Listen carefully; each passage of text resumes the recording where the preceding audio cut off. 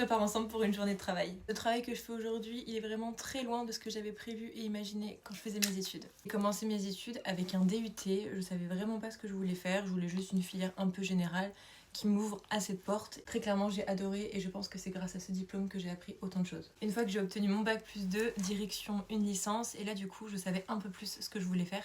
Du coup je me suis orientée vers une licence en marketing et communication. Donc voilà, j'ai obtenu ma licence. Honnêtement, c'est pas dans ce diplôme où j'ai appris le plus de choses. C'était surtout de la redite de ce que j'avais appris les années précédentes pendant mon DUT. Mais bon, sur le CV, ça fait toujours une année de plus. Ensuite, j'ai décidé de terminer avec un master. J'ai changé d'école, j'étais plus en école de communication, mais dans une école de commerce.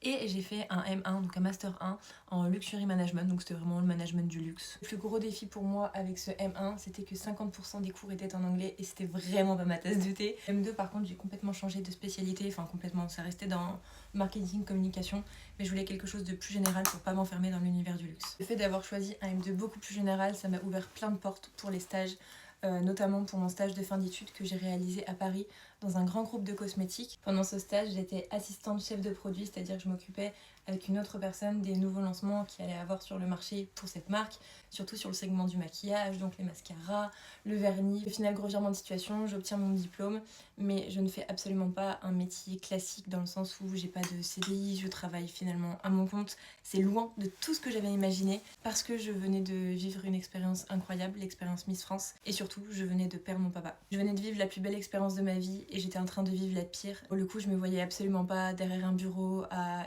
essayer de travailler et d'être productive pour quelqu'un alors que j'avais complètement la tête ailleurs. Et ça, je me suis posé la question de qu'est-ce que je veux faire de ma vie.